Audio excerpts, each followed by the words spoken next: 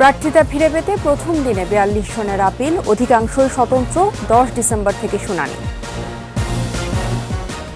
ষড়যন্ত্র মোকাবেলায় একসঙ্গে লড়বে ১৪ দল, আসন ভাগাভাগি চূড়ান্ত হবে শিগগিরই।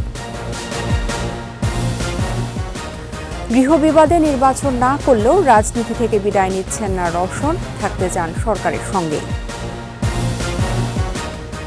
শ্রম আইনের সংশোধনী ফের উঠবে সংসদে, ধর্মঘট ও লকআউটের বিষয়ে আসতে পারে পরিবর্তন। বেড়েছে রপ্তানি ও প্রবাসী আয়, মূল্যস্ফীতি নিম্নমুখী, গতিশীলতা ধরে রাখতে নতুন বাজার খোঁজার পরামর্শ।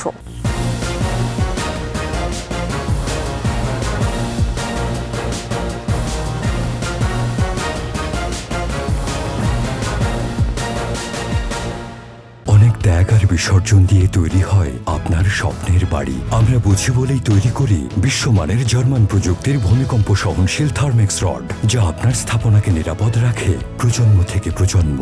সালাম স্টিল, মোস্ট ডিউরেবল স্টিল। শুনছিলেন ফার্স্ট সিকিউরিটি ইসলামী ব্যাংক লিমিটেড সংবাদ শিরোনাম। আমন্ত্রণ জানাচ্ছি সন্ধ্যা ৭টার ২১ সংবাদে। আপনাদের সাথে আছি আমি তাজনুবা জাবিন। ২১ টেলিভিশনের সংবাদ একই সাথে সরাসরি দেখতে পাবেন আমাদের ফেসবুক পেজ www.facebook.com/2124 অনলাইনে।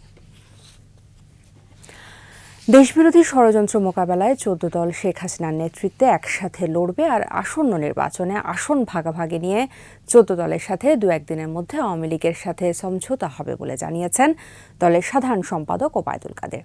এদিকে ১০ ডিসেম্বর মানবাধিকার দিবসে নির্বাচন কমিশনের অনুমতি না পাওয়ায় বায়তুল মোকাররমের দক্ষিণ গেটে আওয়ামী লীগের সমাবেশ হচ্ছে না বলেও জানান তিনি। মাহমুদ হাসানের প্রতিবেদন। দুপুরে রাজধানীর ধানমন্ডিতে আওয়ামী লীগ সভাপতির রাজনৈতিক কার্যালয়ে সাংবাদিকদের সাথে মতবিনিময় করেন দলের সাধারণ সম্পাদক ওবায়দুল কাদের। এ সময় তিনি বলেন, ১৪ দলের সাথে আলোচনা অত্যন্ত ফলপ্রসূ হয়েছে। ১৪ দলের নির্বাচন কেন্দ্রিক দাবি আওয়ামী লীগ জনপ্রিয়দের মূল্যায়ন করবে। ১৪ দলের সাথে আমাদের একটা সমঝোতা অবশ্যই হবে। বিষয়টি আজকালের মধ্যেই আসনের বিষয়টা পরিষ্কার হয়ে যাবে। আওয়ামী লীগ একতরফা নির্বাচন করছে না, বরং বিএনপি নির্বাচনে একতরফা বাধা দিচ্ছে মন্তব্য করে ওবায়দুল কাদের বলেন, তাদের সবকিছুর জবাব নির্বাচনে সর্বোচ্চ ভোটার উপস্থিতির মাধ্যমেই দেয়া হবে। জ্বালাও পোড়াও এই যে করছে বিএনপি এবং ওয়ান সাইডেড বাধা, আমি বলবো তারা একতরফা বাধা দিচ্ছে। এর বিরুদ্ধে আমরা কি চুপচাপ থাকবো? আমাদের তো কথা বলতে হবে, আর নির্বাচনের মাধ্যমে আমরা জবাব দেব। এর আগে হোসেন শহীদ সোহরাওয়ার্দীর মৃত্যুবার্ষিকী উপলক্ষে তার সমাধিতে শ্রদ্ধা জানিয়ে ওবায়দুল কাদের বলেন, নির্বাচন বানচাল করতে হরতাল অবরোধ করছে যারা, তারা গণতন্ত্র বিরোধী। সাম্প্রদায়িক শক্তি, জঙ্গিবাদী শক্তি, এরা কিন্তু গণতন্ত্র সমর্থন করে না। যারা আজকে গণতান্ত্রিক একটা নির্বাচনকে বয়কট করছে এবং প্রতিহত করার জন্য অবরোধ ডাকছে, হরতাল ডাকছে, এরা তো গণতন্ত্রের শক্তি নয়। সাম্প্রদায়িক অপশক্তি বিএনপি গণতন্ত্রকে সমর্থন করে না বলেই তারা দেশ বিরোধী ষড়যন্ত্র করে বলে মন্তব্য করেন আওয়ামী লীগ সাধারণ সম্পাদক। নিয়ম অনুযায়ী যৌক্তিকভাবে। মাহমুদ হাসান, ২১ টেলিভিশন, ঢাকা। দ্বাদশ জাতীয় সংসদ নির্বাচনে যাচাই বাছাই বাতিল হওয়া প্রার্থীরা প্রার্থিতা ফিরে পেতে আপিল শুরু করেছেন। প্রথম দিনে আপিল করেছেন ৪২ জন প্রার্থী, এর অধিকাংশই স্বতন্ত্র। প্রার্থিতা কারা ফিরে পাবেন তা জানতে শুনানি পর্যন্ত অপেক্ষা করতে হবে বলে জানান প্রধান নির্বাচন কমিশনার। শিউলি স্বপ্নমের প্রতিবেদন। ১% ভোটার তালিকা অসম্পূর্ণ থাকা, স্বাক্ষর ভুল থাকা বা স্বাক্ষর না থাকা, বিদ্যুৎ ও গ্যাস বিল না দেয়া, ঋণ খেলাপ সহ নানা কারণে অবৈধ হওয়া প্রার্থীরা নির্বাচন কমিশনে আপিল আবেদন শুরু করেছেন। আপিল গ্রহণ করতে আগারগাঁও নির্বাচন ভবনের অস্থায়ী ডেস্কে 10টি অঞ্চলের জন্য 10টি বুথ করা হয়। আপিল জমা নেওয়ার প্রথম দিন 57টি টোকেন সংগ্রহ করা হলেও জমা পড়েছে মোট 42টি আপিল। আপিল করা বেশিরভাগ স্বতন্ত্র প্রার্থীরই ছিল 1% ভোটার তালিকা, যথাযথ উপস্থাপন এবং গ্যাস বিদ্যুৎ বিল পরিশোধ সংক্রান্ত জটিলতা। কমিশন কর্তৃক যে তদন্ত হয়েছে সেখানেও আমি উত্তীর্ণ হয়েছি, বাট ভুলবশত কিছু জায়গায় আমার সিগনেচার দেওয়া দরকার ছিল, সেটি হয় নাই। আমার একটা বিদ্যুৎ বিল অপরিশোধিত বলে আমার বিরুদ্ধে অভিযোগ আনা হয়। প্রথম দিন উল্লেখযোগ্য হেভিওয়েট প্রার্থীদের আপিল আবেদন না পড়লেও স্বতন্ত্র প্রার্থী হয়ে নির্বাচনের মাঠে নামা বিএনপির দলছুট প্রার্থীকে দেখা গেছে প্রার্থিতা ফিরে পাওয়ার লড়াইয়ে। ঋণ খেলাপের দায়ে মনোনয়ন বাতিল হওয়া পরিচিত মুখ শিল্পী ডলি সায়ন্তনীকেও দেখা গেছে প্রার্থিতা ফিরে পেতে ছুটে আসতে। বললাম তো একটা ক্রেডিট কার্ডের জন্য। কি সমস্যা ছিল? ওই ইনস্টলমেন্টের প্রবলেম ছিল। আওয়ামী লীগ থেকে মনোনয়ন পেলেও মামলা সংক্রান্ত জটিলতায় বাছাইয়ে বাদ পড়েছেন কিশোরগঞ্জ ৩ আসনের নাসিরুল ইসলাম খান আওলাদ। কাগজপত্র জমা দিছিলাম, একই সিস্টেমে আমি এমপিতেও জমা দিছি, কিন্তু ওনারা বলতেছে যে হলফনামায় নাকি একটু 19-20 হয়ে গেছে। এদিকে 4টা পর্যন্ত আপিল গ্রহণ শেষে অস্থায়ী বুথ পরিদর্শন করেন প্রধান নির্বাচন কমিশনার কাজী হাবিবুল আওয়াল। পরে তিনি সাংবাদিকদের জানান, আপিল জমা ও শুনানি শেষে চূড়ান্ত সিদ্ধান্ত নেবে কমিশন। শুনানি হবে আমাদের 10 তারিখ থেকে 15 তারিখ পর্যন্ত। আমরা তখন পুরো কমিশন বসে আপিলগুলো শুনে আমরা আমাদের সিদ্ধান্ত দেব। প্রথম দিন আপিল আবেদনের মধ্যে 30 জন স্বতন্ত্র প্রার্থী, 2 জন আওয়ামী লীগ ও বাকিরা বিভিন্ন রাজনৈতিক দলের। শুনানি শুরু হবে 10 ডিসেম্বর, চলবে 15 ডিসেম্বর পর্যন্ত। শিউলি শবনম, 21 টেলিভিশন, ঢাকা। এবার আলোক হেলথ কেয়ার অ্যান্ড হাসপাতাল ভোটের খবর।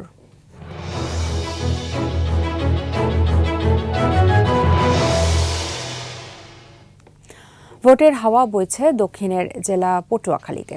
নির্বাচনী মাঠে সরব আওয়ামী লীগ। 4টি আসনে এবার মনোনয়ন পেয়েছেন আফজাল হোসেন, আসম ফিরোজ, SM শাহজাদা ও মাহবুব রহমান। দলের নেতারা বলছেন ব্যাপক উন্নয়নের কারণে সব আসনেই নৌকার জয় হবে। আর বিএনপি বলছে নির্বাচনে গেলে তারাই জয়ী হবে।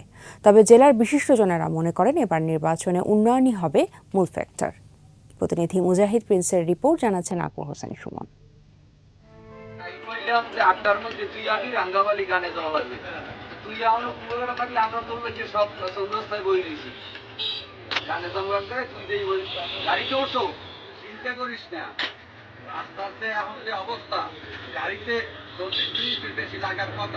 পানাগামীর দলটি অপেক্ষা করছিল ঢুলির জন্য। ঢুলি রওনা হয়েছেন কুয়াকাটা থেকে। আসতে সময় লাগবে মাত্র 40 মিনিট, অথচ একটা সময় ছিল এই দূরত্বে আসতে লেগে যেত সারাদিন। পটুয়াখালী এখন আর বিচ্ছিন্ন কোনো জনপদ নয়। এই জেলা যেন উন্নয়নের রোল মডেল। পর্যটন কেন্দ্র কুয়াকাটা পটুয়াখালীকে নিয়ে গেছে বিশ্ব দরবারে। সমুদ্রের সাথে মিতালি করতে ছুটে আসেন ভ্রমণ পিপাসুরা। বৌদ্ধ মন্দির ছাড়াও বেশ কিছু পর্যটন স্পটে লেগেছে উন্নয়নের ছোঁয়া। পায়রা বন্দরে অহরহ ভিড়ছে বিদেশি জাহাজ। পায়রা ঘিরেই যেন উন্নয়নের বেলা।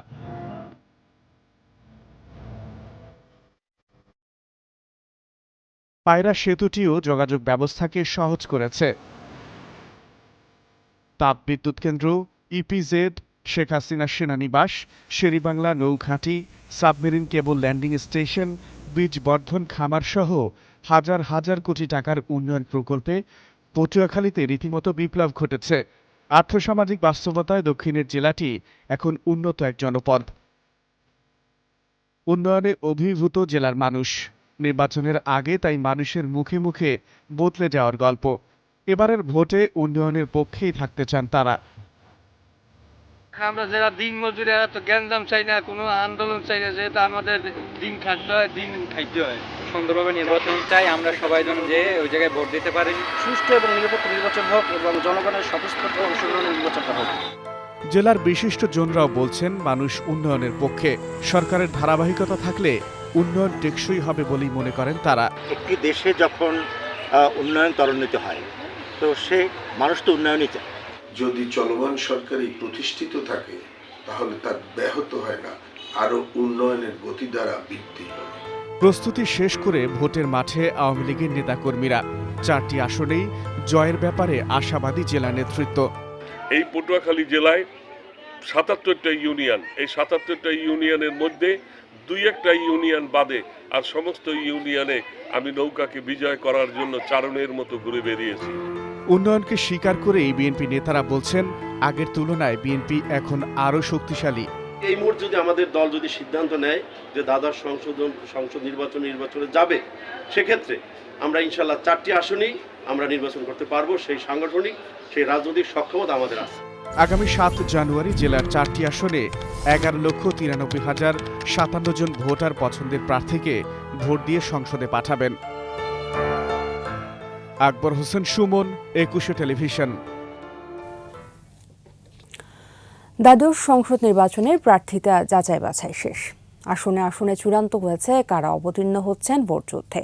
ভোটাররাও উন্মুখ নতুন জনপ্রতিনিধি নির্বাচনের অপেক্ষায়। পাড়া মহল্লায় চায়ের আড্ডায় বইছে নির্বাচনী হাওয়া। 21 টেলিভিশনের নিয়মিত আয়োজনে আজ থাকছে ঢাকা 14 আসনে ভোটারদের প্রত্যাশার খবর।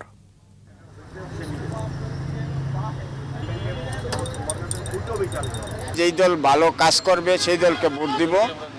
যদি কিছু কিছু দল নির্বাচনে আসবে না শুনতেছি, যদি তারা নির্বাচনে না আসে তাহলে কিভাবে বুঝবো যে জনগণ কাকে পছন্দ করে, জনগণ কোন দলকে পছন্দ করে, কারা এই দেশের জন্য ভালো কাজ করবে, এই দেশের ভালো কারা চায়। যদি সব দল নির্বাচনে অংশগ্রহণ করে তাহলে আমরা বাইছা নিব যে কোন দল ভালো কাজ করবে, তাদেরকে ভোট দিব। কি বলুন ভাই, এই যে হরতাল অবরোধ দিতেছে, আমাদের মতো দিনমজুরি মানুষ খুবই সমস্যা ভুগতেছি আমরা। এই যে 1-1.5 মাস বসে রয়েছি, তারা সুস্থ নির্বাচন করুক, সুস্থ নির্বাচনে আসুক, এটাই আমাদের আশা ভাই। আমি আসলে চাই যে সুন্দর করে যাতে নির্বাচনটা হয়, জ্বালাও পড়া এগুলো যাতে না হয়। ঠিক আছে, আমরা খুব আতঙ্কের ভিতরে থাকি। উনি কাজ করছে, ঠিক আছে, উনি কাজ করছে, ওনার কাজ দেখে ভোট দিব। মেট্রো রেল চালু হয়ে গেছে, কত মানুষ কত একটা ইয়ার থেকে পাচ্ছে। সকালবেলা উঠে তারপরে অফিসে যায়, আবার অফিসে যাইয়া আবার এই যে জ্যাম ঠেলে অফিসে যাই, আর অফিস করতে মন চায় না। কিন্তু এখন কত সুন্দর এটা চালু হয়েছে, বাস 10-15 মিনিটের জায়গায় আগারগর থেকে ইয়াতে মতিঝিল। আওয়ামী লীগ ক্ষমতায় আসার পর আমাদের দেশের অনেক উন্নয়ন পাচ্ছি, সেক্ষেত্রে আমি মৌলিকভাবে আওয়ামী লীগকেই ভোট দেবো। হরতাল ডাকে, এক রুমের মধ্যে বসে বসে মোবাইল দিয়ে হরতাল ডাকে, ছিঁড়া খেতে গায়ে দিয়ে তারা ঘুমায়। ঠিক আছে, রাস্তা নামে না। আমরা দেখেন এখন বেকার হয়ে গেছি, আজকে 1 মাস ধরে বেকার। ওদের তো কিছু হইতেছে না, ওদের তো আর ভালো হইতেছে। মনে করে হায় রে আমাদের সরকার না, আওয়ামী লীগ সরকার কিন্তু নামই না সরকার না। ঠিক আছে, আওয়ামী লীগ সরকার ইনশাল্লাহ থাকবেই। আওয়ামী লীগ সরকার আমরা ভোট দিয়ে আবারও বানাবো। তো এবারের নির্বাচনও আমরা আশাবাদী যে আওয়ামী লীগ সরকার আসুক। আসার কারণটা হইলো এই, না আসার কারণটা হইলো এই যে দেশের উন্নয়ন অনেক কিছুই হয়েছে, আরও হবে, আশাবাদী।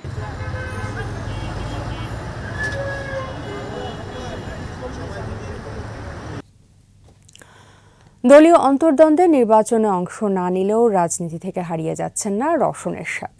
অনুসারীরা বলছেন, রওশন বা পুত্র সাদ এরশাদ নির্বাচনে না থাকলেও সরকারের সঙ্গে সম্পর্ক নষ্ট করবেন না। একই সাথে নির্বাচনের পর সরকার ও দলের রওশন যথাযথ সম্মান পাবেন বলেও মনে করছেন দুপক্ষের নেতারা। আরও জানাচ্ছেন আতিক রহমান পূর্ণিয়া। দেবরভাবির টানাপোড়েনের মাঝে নির্বাচনে অংশ নিলেন না জাতীয় পার্টির প্রধান পৃষ্ঠপোষক ও সংসদের বিরোধী দলীয় নেতা রওশন এরশাদ। জিএম কাদের রংপুর 3 আসন থেকে নির্বাচন করছেন, সেখানে সাদ এরশাদও নির্বাচন করতে চেয়েছিলেন।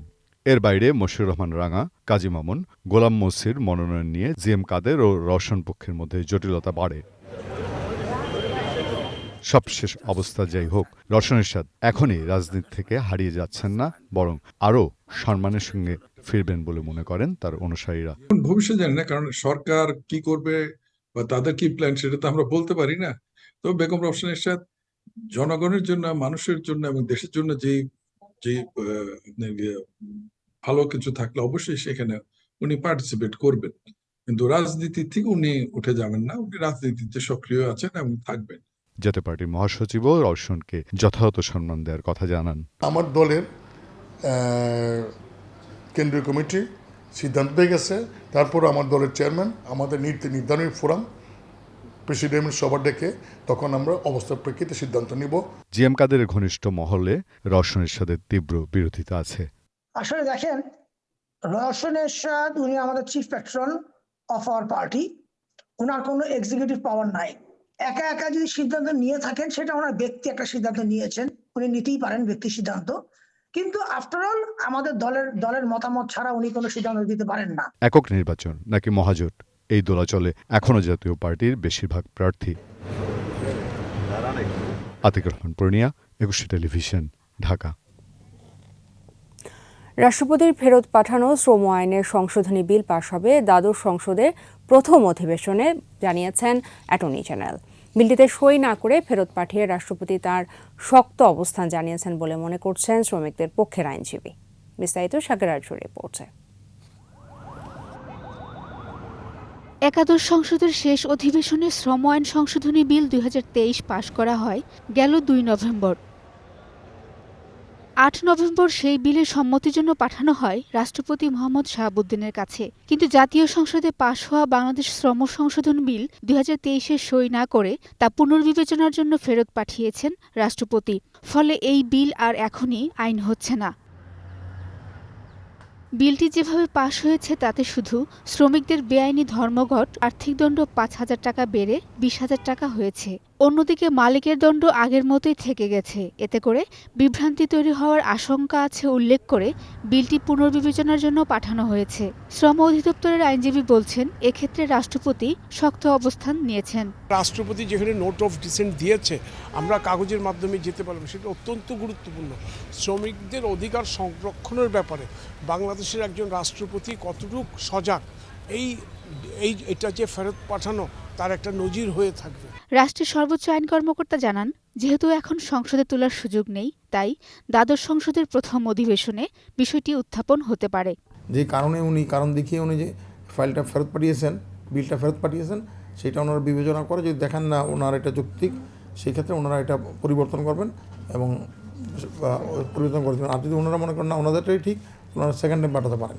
জাতীয় সংসদে কোনো বিল পাশ হওয়ার পর রাষ্ট্রপতি তাতে সম্মতি দিলে তখন তা আইনে পরিণত হয়। সংবিধান অনুযায়ী রাষ্ট্রপতির কাছে কোনো বিল পেশ করার 15 দিনের মধ্যে তিনি তাতে সম্মতি দেবেন, অথবা অর্থ বিল ছাড়া অন্য কোনো বিলের ক্ষেত্রে বিলটি বা তার কোনো বিশেষ বিধান পুনর্বিবেচনার জন্য অনুরোধ করে একটি বার্তাসহ বিলটি সংসদে ফেরত পাঠাতে পারবেন। সাধারণত রাষ্ট্রপতিকে কোনো বিল সংসদে ফেরত পাঠাতে দেখা যায় না। সর্বশেষ 1998 সালে তৎকালীন রাষ্ট্রপতি বিচারপতি শাহাবুদ্দিন আহমদ সপ্তম সংসদে পাশ হওয়া একটি বিল সই না করে সংসদে ফেরত পাঠিয়েছিলেন। শাকের আরজু, 21 টেলিভিশন, ঢাকা। লক্ষ্যমাত্রা পূরণ না হলেও অর্থবছরের প্রথম 5 মাসে প্রবৃদ্ধি হয়েছে রপ্তানি আয়, কিছুটা বেড়েছে রেমিটেন্সও, মূল্যস্ফীতিও ফিরেছে নিম্নমুখী ধারায়।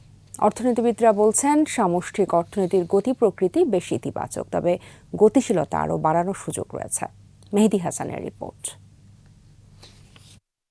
কিছু ক্ষেত্রে চ্যালেঞ্জ থাকলেও অর্থনীতির বেশ কয়েকটি গুরুত্বপূর্ণ সূচক ইতিবাচক ধারায় রয়েছে। চলতি অর্থবছরের প্রথম 5 মাসে বেড়েছে প্রবাসী আয় বা রেমিটেন্স, কিছুটা প্রবৃদ্ধি হয়েছে রপ্তানি আয়ও। বাংলাদেশ ব্যাংকের তথ্য বলছে, গেল নভেম্বরে দেশে রেমিটেন্স এসেছে $193 কোটি, যা আগের বছরের একই মাসের চেয়ে প্রায় 21% বেশি।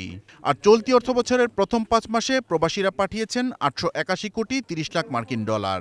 গত অর্থবছরের একই সময় এসেছিল $879 কোটি 10 লাখ ডলারের কিছু বেশি। অর্থনীতিবিদরা বলছেন, হুন্ডি ঠেকানো গেলে রেমিটেন্স আরও বাড়বে। ইউনিফাইড ফরেন এক্সচেঞ্জ রেট এবং সেই জায়গাটায় যদি আসতে পারে তাহলে আপনি বলতে পারবেন মানে আমাদের প্রেডিকশন হচ্ছে তাহলে ফর্মাল চ্যানেলে যে রেমিটেন্স আসে সেটা অনেক বেড়ে যাবে।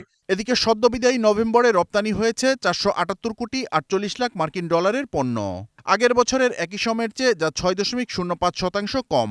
তবে অক্টোবরের চেয়ে $102 কোটি বেশি। আর অর্থবছরের প্রথম 5 মাসে পণ্য রপ্তানিতে প্রবৃদ্ধি হয়েছে 1.3%। এ সময় পণ্য রপ্তানি থেকে দেশ মোট আয় করেছে প্রায় 2,223 কোটি 23 লাখ মার্কিন ডলার।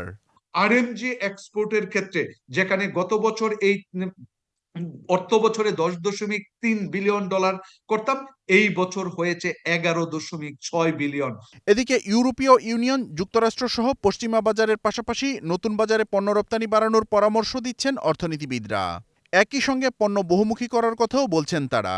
ইউরোপিয়ান মার্কেটের যেমন ডিমান্ড রয়েছে, আমেরিকার ইউএস এর মার্কেটেও আমার পণ্যের ডিমান্ড রয়েছে এবং ভবিষ্যতে বাড়ার সম্ভাবনা রয়েছে, যেহেতু চায়না তাদের বাজার ধীরে ধীরে সংকুচন করছে।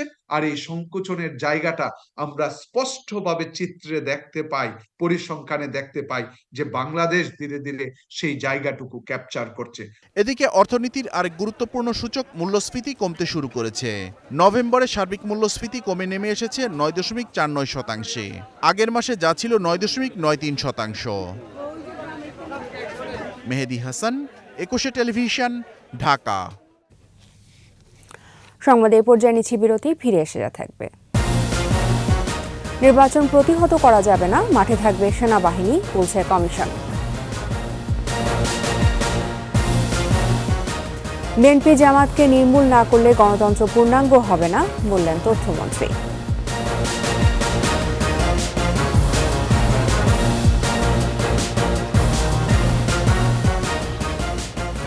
আবার আমন্ত্রণ, আপনারা দেখছেন সন্ধ্যা 7:21 সংবাদ। নির্বাচন জোটগতভাবে হবে জানিয়ে 14 দলের সমন্বয়ক আমির হোসেন আমু বলেন, কাল জাতীয় পার্টির সাথে আলোচনা করবে আওয়ামী লীগ। জোটের আসন বিন্যাস ও প্রার্থী চূড়ান্তে 17 ডিসেম্বর পর্যন্ত অপেক্ষা করতে হবে। স্কাটন রোডে ওয়ার্কার্স পার্টি ও জাসদ সভাপতির সাথে বৈঠক শেষে কথা জানান তিনি। যে কোনো লেনদেনে দর কষাকষি হবে, মন কষাকষি হবে, কিন্তু যদি বন্ধুদের মাঝে দর কষাকষি এবং মন কষাকষি হয়, শেষ বিচারে হাসি মুখে উঠে যাব। এই সিদ্ধান্তগুলি এখন পর্যন্ত সব আনসার্টেন, কারণ আওয়ামী লীগের বিরুদ্ধেই তো আওয়ামী লীগের স্ট্রং ক্যান্ডিডেট আছে। কার বিরুদ্ধে কে থাকবে, কার বিরুদ্ধে কে থাকবে না, কে উইথড্র হবে, কে উইথড্র হবে না, এগুলি টু আর্লি টু ডিসকাস। যারা নির্বাচন প্রতিহত করার ঘোষণা দিয়েছে তাদের বিষয়ে আইনশৃঙ্খলা রক্ষা বাহিনী সতর্ক আছে বলে জানিয়েছে নির্বাচন কমিশন। ময়মনসিংহ জেলা পরিষদ অডিটোরিয়ামে বিভাগীয় ও জেলা নির্বাচন কর্মকর্তাদের সাথে মতবিনিময় সভায় কথা বলেন মোহাম্মদ আলমগীর হোসেন। নির্বাচন অবাধ ও সুষ্ঠু করতে কমিশন মাঠে সেনাবাহিনী নামানোর কথা ভাবছে বলেও জানান তিনি। নির্বাচন নিয়ে বিদেশি কোনো চাপ নেই জানিয়ে কমিশনার আরও বলেন, নির্বাচন অবাধ ও শান্তিপূর্ণ করতে কমিশন কী ব্যবস্থা নিচ্ছে সে বিষয়েই জানতে চান বিদেশিরা।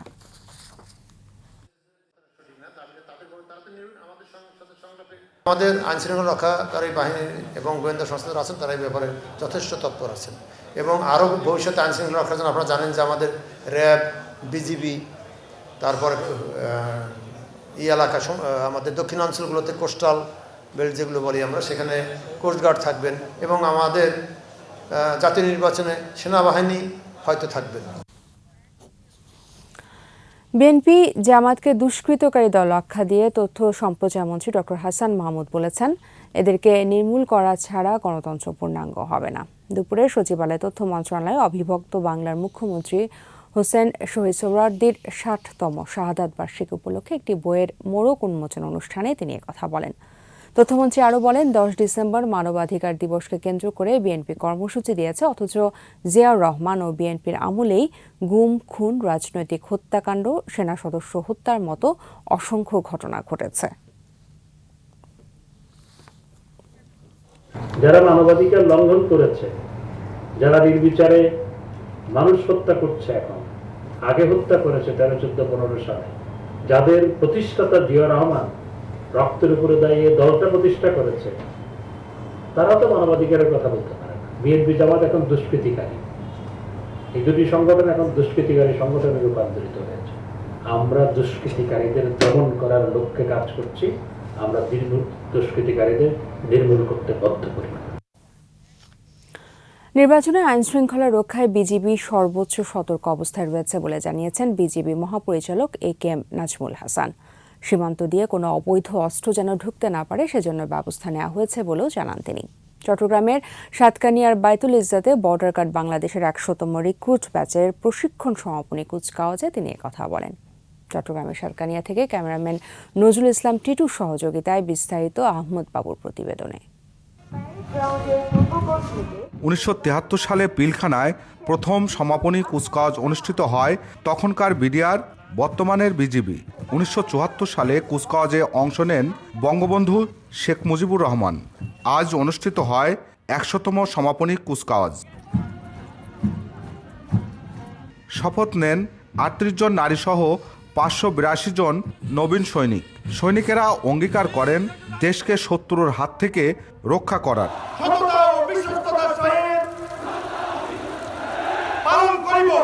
পরে প্রশিক্ষণে কৃতিত্ব রাখায় 4 জন শ্রেষ্ঠ সৈনিকের হাতে পুরস্কার তুলে দেন বিজিবি প্রধান AKM নাজমুল হাসান। অনুষ্ঠান শেষে সাংবাদিকদের প্রশ্নের জবাবে তিনি বলেন, অভ্যন্তরীণ আইনশৃঙ্খলা রক্ষায় বিজিবি যথেষ্ট ভূমিকা রাখছে। নির্বাচনকে কেন্দ্র করে কেউ যেন বিশৃঙ্খলা করতে না পারে সেই জন্য সতর্ক অবস্থায় আছে বিজিবি। ইলেকশন উপলক্ষে আমাদের পূর্ণ প্রস্তুতি রয়েছে। আমরা বিজিবি অনেক আগে থেকে আমাদের পুরো প্রস্তুতি আছে এবং ইনশাআল্লাহ ইলেকশন উপলক্ষে বিজিবির উপরে যে অর্পিত দায়িত্ব আছে সেটা আমরা যথাযথভাবে পালন করতে সক্ষম। সীমান্ত দিয়ে যেন কোনো অবৈধ অস্ত্র আসতে না পারে সে বিষয়ে সতর্ক ব্যবস্থা নেওয়া হয়েছে বলেও জানান বিজিবি মহাপরিচালক। অস্ত্র যাতে আমাদের দেশে না আসতে পারে আমরা কিন্তু সবসময় কাজ করি, এটা আমাদের নিত্য নৈমিত্তিক একটা রুটিন কাজ আমরা সবসময় করি। তারপরে এবছর ইলেকশনকে সামনে রেখে আমরা বিশেষ সতর্কতা অবলম্বন করছি এবং যাতে কোনো ধরনের কোনো অস্ত্র গোলাবারুদ বিস্ফোরক আমাদের দেশের মধ্যে না আসতে পারে। মিয়ানমারে চলমান অস্থিরতার বিষয়ে বাংলাদেশ নজর রাখছে বলেও জানান তিনি। তাদের অভ্যন্তরীণ বিভিন্ন গোষ্ঠীর মধ্যে তাদের বিভিন্ন জায়গায় সংঘর্ষ হচ্ছে, তো সেই হিসাবে আমাদের বর্ডারে আমরা আরও বেশি সতর্ক আছি। আহমদ বাবু, 21 টেলিভিশন। বঙ্গবন্ধু সোনার বাংলা গড়তে বিমান বাহিনীর প্রতিটি সদস্য পেশাদারিত্বের সাথে দায়িত্ব পালনের পাশাপাশি নিজস্ব কর্মদক্ষতা দিয়ে আপ্রাণ চেষ্টা চালিয়ে যাবে। বাহিনীর 51তম নববিমান সেনাদলের প্রশিক্ষণ সমাপনী কুচকাওয়াজে কথা বলেন বিমান বাহিনী প্রধান air chief marshal Sheikh Abdul Hannan. সর্বমোট 398 জন সফলভাবে প্রশিক্ষণ শেষ করে বিমান বাহিনীতে যুক্ত হলো। আরও জানাচ্ছেন মোহাম্মদ নুরুন নবী, ছবি তুলেছেন ইয়াকুব লিটু। 51তম নব বিমান সেনা দলের প্রশিক্ষণ সমাপনী কুচকাওয়াজ।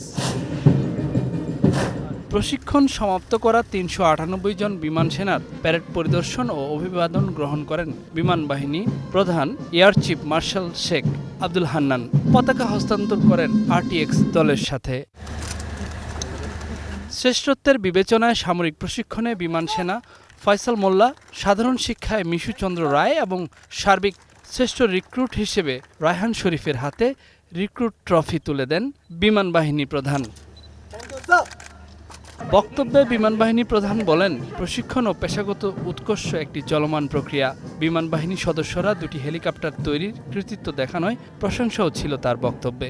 জাতির পিতার আদর্শ অকৃত্রিম দেশপ্রেম বুকে ধারণ করে সর্বদা মনে রাখবে সবার আগে দেশ, এবং বিমান বাহিনীর নির্ভীক সদস্যগণ মহান মুক্তিযুদ্ধের চেতনায় অনুপ্রাণিত হয়ে পেশাদারিত্ব, দেশপ্রেম ও কর্মদক্ষতার মাধ্যমে দেশ ও জাতির যে কোনো প্রয়োজনে সর্বোচ্চ অবদান রাখতে সক্ষম হবেন। যুগের সাথে তাল মিলিয়ে বিমান সেনারা এগিয়ে যাবে, প্রযুক্তিকেও গ্রহণ করবে। তবে সাইবার প্ল্যাটফর্ম ও সামাজিক যোগাযোগ মাধ্যম ব্যবহারে সতর্ক হবার পরামর্শ দেন এয়ার মার্শাল। সহজলভ্য তথ্য প্রযুক্তি ও আকাশ সংস্কৃতির এই যুগে বিভিন্ন সামাজিক যোগাযোগ মাধ্যম ও অনলাইন প্ল্যাটফর্ম ব্যবহারে তোমাদেরকে সতর্ক থাকতে হবে।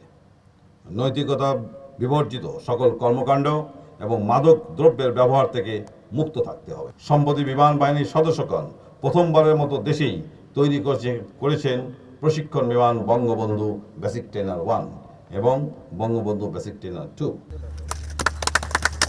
পরে মৌলভীবাজারের রিক্রুট ট্রেনিং ইনস্টিটিউটের 4 জন বীর শহীদ মুক্তিযোদ্ধার নামে 4টি স্কোয়াড্রন উদ্বোধন করেন বিমান বাহিনী প্রধান। দেশের গণ্ডি পেরিয়ে আন্তর্জাতিক পরিমণ্ডলে পৌঁছে গেছে বাংলাদেশ বিমান বাহিনীর অপারেশনাল কার্যক্রম। শান্তিরক্ষা মিশন ছাড়াও দুর্যোগে দ্রুত ত্রাণ পৌঁছে দিয়ে দেশের ভাবমূর্তি উজ্জ্বল করে যাচ্ছে।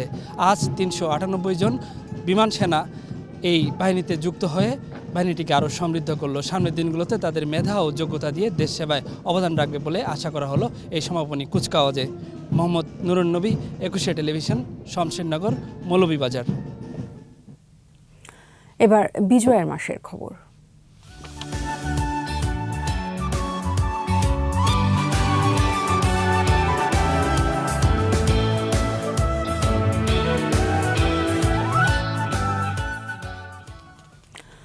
মাঠের লড়াই যেমন পর্যুদস্ত হচ্ছিল পাকিস্তানি বাহিনী, তেমনি বাংলাদেশের আকাশও হচ্ছিল শত্রুমুক্ত।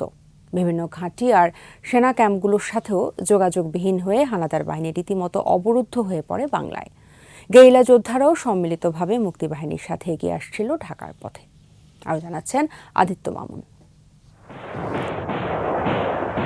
স্বাধীন বাংলাদেশ সৃষ্টির লক্ষ্যে বীর যোদ্ধারা অকুতোভয়ে লড়ে যাচ্ছিল রণাঙ্গনে। সাথে ছিল মিত্র বাহিনীর প্রচণ্ড আক্রমণ। সীমান্ত এলাকাগুলোয় মার খেতে খেতে সরে আসতে বাধ্য হচ্ছিল হানাদার বাহিনী। বেশিরভাগ যুদ্ধক্ষেত্রেই ব্যাপক হতাহতের পাশাপাশি আত্মসমর্পণ করতে থাকে বর্বর হানাদাররা। ডিসেম্বরের এই সময়টায় সর্বাত্মক যুদ্ধে ভারতীয় বিমান বাহিনী, মিত্র ও মুক্তিবাহিনীর বিমানগুলো ঢাকা সহ সারা দেশের আকাশপথ দখল করে নেয়। লক্ষ্য আকাশ থেকে নিখুঁত নিশানায় পাকিস্তানি ঘাঁটিগুলো ধ্বংস করা। ভারতীয় বিমান বাহিনী এবং মুক্তিযোদ্ধারা তারা যৌথভাবে ঢাকা শহরে বিভিন্ন জায়গায় বম্বিং করছেন। এখনকার যে বঙ্গভবন, সেখানে পূর্ব পাকিস্তানের গভর্নর বসবাস করত, তো সেখানেও বম্বিং হয়েছে। এবং পূর্ব পাকিস্তানের গভর্নর তখন ছিল ডক্টর মালেক এবং তার মন্ত্রিসভার সদস্যবৃন্দ সবাই চলে আসলো হোটেল ইন্টারকন্টিনেন্টাল। তখন হোটেল ইন্টারকন্টিনেন্টালকে International Committee of Red Cross ICRC তাদের পক্ষ থেকে হোটেল ইন্টারকন্টিনেন্টালকে নিরপেক্ষ এলাকা হিসেবে ঘোষণা করা হয়েছিল। কেবল ঢাকা থেকে যশোর ও খুলনা ছাড়া পুরো বাংলার সড়ক, নৌ ও বিমানপথে কার্যত অবরুদ্ধ।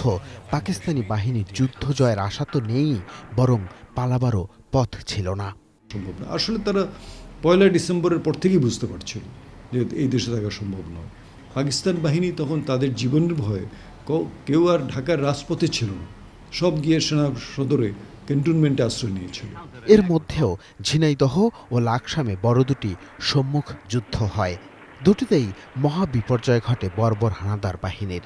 মিত্র ও মুক্তি বাহিনীর হাতে নিহত হয় 160 জন রাজাকার ও পাকিস্তানি সেনা। বিজয়ের কাছাকাছি এসে যুদ্ধদিনের কি পরিস্থিতি ছিল রণাঙ্গনে, সে কথাই জানাচ্ছেন এই বীর যোদ্ধা। আগরতলায় বেস ক্যাম্প স্থাপন করে আমাদের লড়াই শুরু হয়। ছোট ছোট গেরিলা গ্রুপ দেশের ভেতরে গিয়ে অপারেশন শুরু করে দেয়। যৌথ বাহিনীর অপারেশনগুলো শুরু হয়। আমাদেরও অপারেশনের কৌশল আমরা পরিবর্তন করে ফেলি। যখন দ্রুত ঘটনাবলী অগ্রসর হতে থাকে, গেরিলা বাহিনীর সদস্য এবং সিভিলিয়ান তাদের সহ আমরা ফোর্স মার্চ করে ঢাকা দিকে অগ্রসর হই। মিত্র বাহিনীর অপ্রতিরোধ আক্রমণে একের পর এক জয়ের খবরে গেরিলা যোদ্ধাদের সমর কৌশলে ঢাকাকে মুক্ত করাই ছিল লক্ষ্য। করে ভেতর দিয়ে খবর নিয়ে ঢাকার কাছাকাছি চলে এসে ঢাকা অপারেশনের জন্য প্রস্তুতি নাও। এদিকে স্বাধীন রাষ্ট্র হিসেবে স্বীকৃতি প্রদানে ভারতের সহায়তায় মুজিবনগর সরকার চাইছিল আন্তর্জাতিক মহলের সমর্থন। আদিত্য মামুন, 21 টেলিভিশন, ঢাকা। সন্ধ্যার সংবাদে আবারও নিচ্ছি বিরতি, ফিরে এসে থাকবে। অস্বাভাবিকভাবে বাড়ছে বন্ধ থাকা প্রতিষ্ঠানের শেয়ার মূল্য, সক্রিয় কারসাজি চক্র। গাজায় হাসপাতাল, স্কুলে ইসরায়েলি হামলা, সুড়ঙ্গে পানি ঢুকিয়ে হামাসকে নির্মূলের পরিকল্পনা।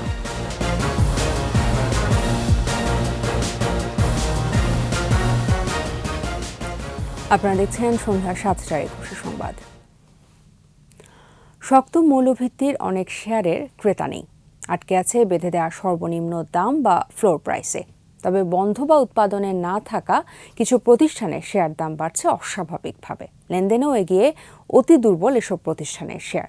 বিশেষজ্ঞরা বলছেন, বন্ধ কোম্পানি চালু বা পর্ষদ পুনর্গঠন সংক্রান্ত বিএসইসির নেওয়া উদ্যোগকে ঘিরেই কারসাজি চক্র সক্রিয়। আরও জানাচ্ছেন মেহেদী হাসান। 2020 সালে পুঁজিবাজারের নিয়ন্ত্রক সংস্থা বিএসইসির দায়িত্ব নেন অধ্যাপক শিবলি রুবায়তুল ইসলামের নেতৃত্বাধীন কমিশন। পরে অন্যান্য উদ্যোগের পাশাপাশি বন্ধ ও লোকসানি কোম্পানি সচল ও পর্ষদ পুনর্গঠনের পদক্ষেপ নেয় বিএসইসি। লক্ষ্য, কোম্পানিগুলো মুনাফায় ফিরলে লাভবান হবে পুঁজিবাজার ও বিনিয়োগকারীরা। এর মধ্যে Bangladesh Monospool Paper Manufacturing, Tamizuddin Textile, Monno Fabrics, Sonali Paper এবং পেপার প্রসেসিং, এই 5 প্রতিষ্ঠানকে ওটিসি মার্কেট থেকে মেইন বোর্ডে ফেরানো হয়। প্রক্রিয়ার অংশ হিসেবে ওয়াইম্যাক্স ইলেকট্রোড এবং ইয়াকিন পলিমারের মালিকানায় বদল আসে। এছাড়া Imam Button Industries, Alhaj Textile, Fuwang Foods, Emerald Oil, Associate Oxygen, Agni Systems, C and A Textiles, Family Tex, BD Welding Electrodes, Far East Finance, Far East Islami Life Insurance, Ratanpur Steel Rerolling Mills, First Finance and Investment, First Finance এবং United এয়ারের পরিচালনা পর্ষদ পুনর্গঠন হয়েছে। বাজার বিশ্লেষকরা বলছেন, নিয়ন্ত্রক সংস্থার উদ্দেশ্য মহৎ, কিন্তু কারসাজি চক্র এসব পরিবর্তনকে ইস্যু বানিয়ে শেয়ারের দাম অস্বাভাবিক বাড়াচ্ছে, যা পরে বিনিয়োগকারীদের হাতে ধরিয়ে দিয়ে কেটে পড়ছে তারা। যারা এই কারসাজি চক্র, তারা মালিক পক্ষের সাথে বসে তারা ডিসাইড করে যে পরিমাণ ডিভিডেন্ড লাগে আমরা এটা দিয়ে দিব। এই ডিভিডেন্ডটা তারা দিয়ে ক্যাটাগরি চেঞ্জ করে নাম কস্তে তারা বি ক্যাটাগরিতে আনে। আর এই শেয়ারগুলো যেহেতু কোনো প্রাতিষ্ঠানিক বিনিয়োগকারী কিনে না এবং সাধারণ বিনিয়োগকারী কিনে না, ওই কারসাজি চক্র এই শেয়ারগুলো তারা নিজেদের হাতে নিয়ে নেয়, নিয়ে তারপর বিভিন্ন তথ্য তারা যখন একটা সিগনিফিকেন্ট দামে যায় বাজারে এই ধরনের তথ্য রিলিজ দিয়ে দেয় যে অমুক গ্রুপ কিনে নিচ্ছে, তমুক গ্রুপ কিনে নিচ্ছে। সেখানে কিন্তু মানুষ আস্তে আস্তে ওখানে যায়, তখন কিন্তু তারা আস্তে করে মানুষের হাতে শেয়ারগুলো ডিস্ট্রিবিউট করে দিয়ে, এবং এই জায়গায় যারা শেয়ারে বিনিয়োগ করে আটকে যাবে তারা কিন্তু জীবনে আর এখান থেকে বের হতে পারবে না। এছাড়াও বাজারে আরও অনেক কোম্পানির মালিকানা পরিবর্তনের গুজব ছড়িয়ে শেয়ারের দাম বাড়ানো সহ নানা কারসাজি চলছে। যেমন 2003 সাল থেকে বন্ধ ওটিসির কোম্পানি রাঙামাটি ফুডস। ডিএসির তদন্তে দেখা গেছে একটি গ্রুপ কোম্পানিটি মাত্র 1 কোটি টাকায় কিনে নেয়। পরে ডিএসির এসএমই বোর্ডে তালিকাভুক্ত হতে কোম্পানির পক্ষে কোনো অর্থ না দিয়েই প্রায় 42 কোটি টাকার নতুন শেয়ার ইস্যু করা হয়। এ জালিয়াতি ধরা পড়ার পর এসএমই বোর্ডে ফেরার আবেদন বাতিল করেছে ডিএসি। এই শেয়ার ইস্যু করার ব্যবসাটা তাকে কিন্তু বহু আগে একটা প্ল্যান বিসেকে জমা দিতে হইতো। বিসেক যদি এটাকে ভায়াবল বা ফিজিবল মনে করতো তখন সেটাকে অ্যাপ্রুভ করতো। বিসেকের সম্মতিতে যদি অ্যাপ্রুভ হয়ে তারা এই বন্ধ কোম্পানিকে প্রোডাকশনে নিয়ে আসতো তখন শেয়ার হোল্ডার উপকৃত হতো। বাট এখন তারা কি করছে, ধরেন নাম কস্তে 1 কোটি 2 কোটি টাকা বিনিয়োগ করছে, 40-50 কোটি টাকা সেই শেয়ার তারা বাইরে বিক্রি করে দিচ্ছে। বিক্রি করে এই জায়গাটায় এই সেক্টরটাকে এটাকে গ্যাপে একটা নতুন ধরনের গেম শুরু করেছে বাজারে। বিএসইসি বলছে তাদের উদ্যোগের ফলে বেশিরভাগ বন্ধ কোম্পানি উৎপাদনে ফিরেছে, লাভের মুখও দেখেছে। বাকি প্রতিষ্ঠানগুলোও ভালো করছে। যেটা বোর্ডের সমস্যা সেটা বোর্ড, যেটা ম্যানেজমেন্টের সমস্যা সেটা ম্যানেজমেন্ট, এগুলোকে ঠিক করার উদ্যোগ নিলাম। আমরা উদ্যোগ নেওয়ার পরে আমরা প্রায় 30-35টি প্রতিষ্ঠান নিয়ে কাজ করেছি। এর মধ্যে প্রায় 15-20টি অলরেডি প্রোডাকশনে চলে আসছে, বাকিগুলোও চলে আসবে। যেগুলো শুরু হয়েছে সেগুলোর এত তাড়াতাড়ি প্রফিট চাচ্ছেন, এদের প্রচুর লস আছে সব কোম্পানির, কারণ এগুলো সব একটা পর্যায়ের মাঝামাঝি অবস্থায় আছে। রেজাল্টগুলো আপনারা খুব শিগগিরই পাবেন। শেয়ারের অস্বাভাবিক মূল্য ও লেনদেন বৃদ্ধির ঘটনাকে কারসাজি বলতে নারাজ বিএসইসি। বলছে শেয়ারের মূল্য ঠিক করা বিএসইসির দায়িত্ব নয়।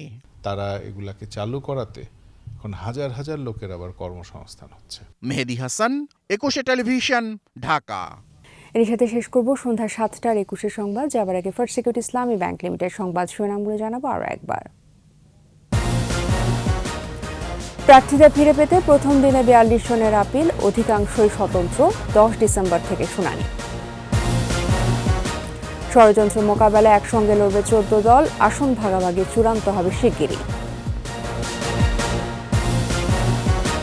গৃহ বিবাদে নির্বাচন না করলেও রাজনীতি থেকে বিদায় নিচ্ছেন না রওশন, থাকতে চান সরকারের সঙ্গেই। শ্রম আইনের সংশোধনী ফের উঠবে সংসদে, ধর্মঘট ও লকআউটের বিষয়ে আসতে পারে পরিবর্তন। বেড়েছে রপ্তানি ও প্রবাসী আয়, মূল্যস্ফীতি নিম্নমুখী, গতিশীলতা ধরে রাখতে নতুন বাজার খোঁজার পরামর্শ।